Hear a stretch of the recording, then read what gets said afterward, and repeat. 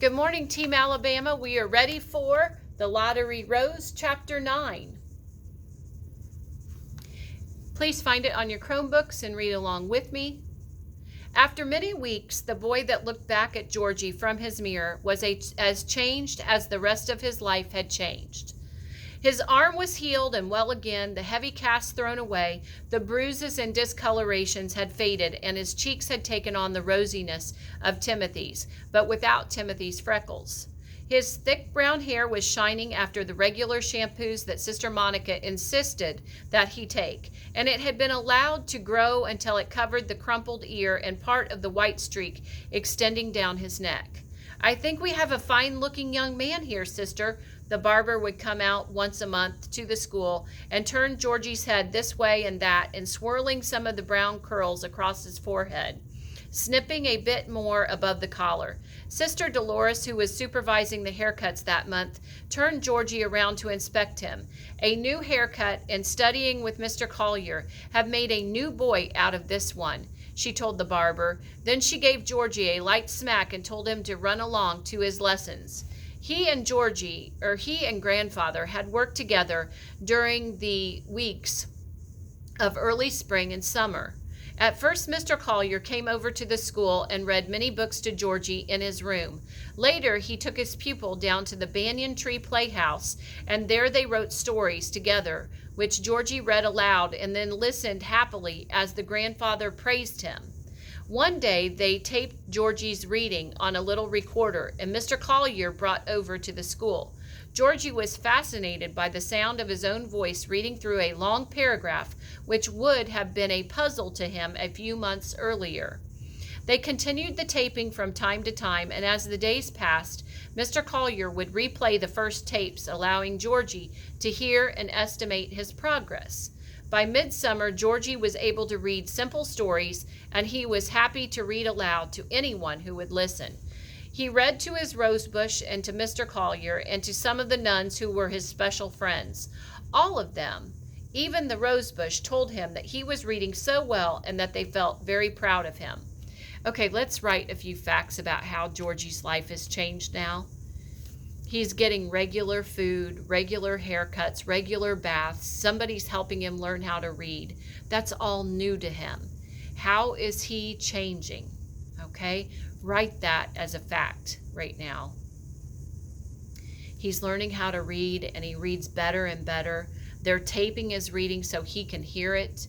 He's proud of himself. Just his whole demeanor, his whole attitude is changing too. So at the bottom of page 109, add a few facts about that, please. Sometimes Sister Mary Angela would invite him to come into her office and read to her while she leaned far back in the swivel chair in front of her desk and closed her eyes so that she could listen better.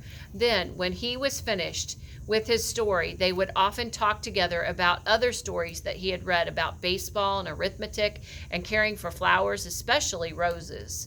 "Do you like living here at this school, Georgie?" she asked him one day. She asked the question so suddenly that he was surprised. He had just lived there and learned his way around, and things were nice, but he hadn't thought about liking to live there. Then, when he thought about Sister's question, he realized that yes, he liked it very much. He liked learning to read and feeling safe at night and having friends like Timothy and little Robin. He nodded to Sister Mary Angela. "Yes, ma'am, I like it here," he told her. "Then I guess you want to stay, don't you?" she asked. Georgie was puzzled. "Do you mean maybe I can't stay?" he asked. Sister Mary Angela smiled at him. "No, I don't mean that. You can stay, and I'm happy about that. We were troubled for a while about finding the money it takes to keep you here, but now everything is settled." "Does it cost a lot to be here?" He was worried. Sister Mary Angela leaned over and took his hand.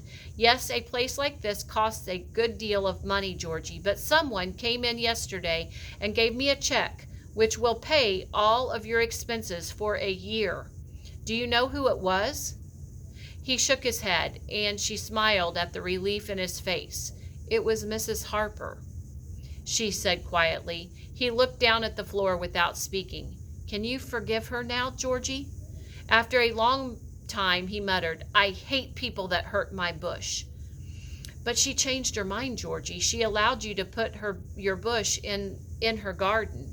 He shook his head, and Robin's grandfather and you made her do it. She don't dare be mean to it while you're watching.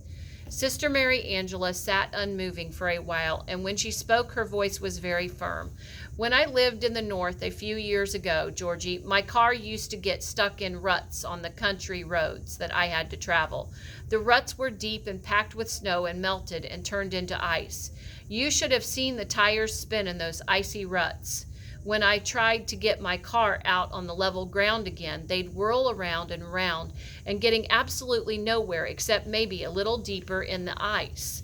She paused and looked directly into his eyes. That's the way your anger towards Mrs. Harper behaves, Georgie. It spins around and gets nowhere, just deeper and more hurtful to all of us who want to see you out on level ground. He waited a long time before he replied, and then he said, I can't help it, sister. She just looked at him. Then we'll have to wait until the ice melts. She seemed to be talking to herself. Okay, we're going to stop there for today. I'd like for you to add a couple of facts about that. How is Georgie's anger like icy ruts? Okay, talk to me a little bit about that and as one of your facts. Have a great day, Team Alabama.